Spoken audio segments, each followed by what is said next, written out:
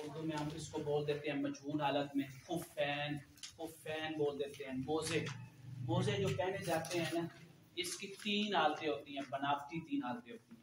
या तो टोटल चमड़े का होगा, उसको अरबी के अंदर क्या कहते हैं, खुफैन।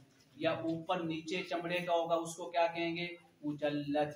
और अगर सिर्फ ऊपर चमड़े का नहीं है, नीचे चमड़े का, नीचे का यानी चलना उसके अंदर क्या है, आसान है, तो उसको क्या कहेंगे, उसको मुनाअल, उसको मुनाअल कहेंगे। तो ये है मोजे जो पहने जाते हैं, जिनके ऊपर हमें क्या करना होता है, मस्सा करना होता है।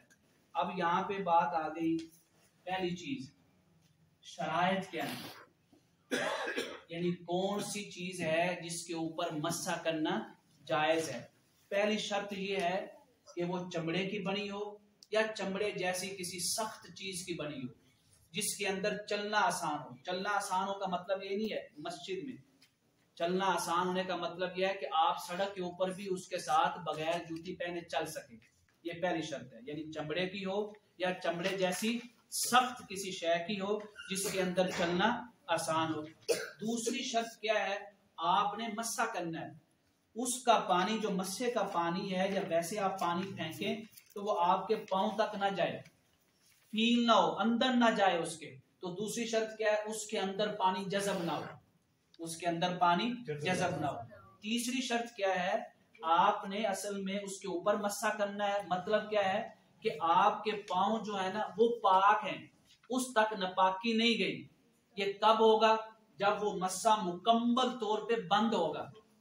बंद होगा तो नापाकी नहीं जाएगी ना। अगर वहां पे पांव की छोटी जो 3 उंगलियां हैं उसके बराबर अगर जगह खुली हुई या एड़ी नजर आई तो क्या हो जाएगा, मस्सा करना उसके ऊपर जायज नहीं है। तो पहली शर्त क्या हो गई, चमड़े की हो या चमड़े जैसी सख्त चीज की हो। दूसरी शर्त क्या होगी, उसमें चलना आसान हो। तीसरी शर्त क्या होगी, हाँ जी, पानी जज़ब ना करे। चौथी शर्त क्या होगी कि कोई भी शय, पांव का कोई भी हिस्सा टखनों से पहले पहले ऊपर नजर आता रहे। वुजू के अंदर कहां तक पांव धोना फर्ज है, टखनों तक। तो खुफैन में भी जो छुपाना फर्ज है वो कहां तक है, टखनों तक है। कहां तक, टखनों तक। उसके अलावा अगली शर्त क्या है, आपने ये जो खुफैन मोजे पहनने हैं ये पाकी हासिल करने के बाद पहनने हैं। अगर आपके ऊपर वुजू फर्ज है तो वुजू करने के बाद पहनेंगे। अगर आपके ऊपर गुस्ल फर्ज है तो गुस्ल करने के बाद पहनेंगे। अगर गुस्ल से पहले पहन लिए तो फिर उस मोजे के ऊपर मस्सा करना जायज नहीं है, बल्कि उसको उतार के पांव धो के दोबारा उसको पहना जाएगा।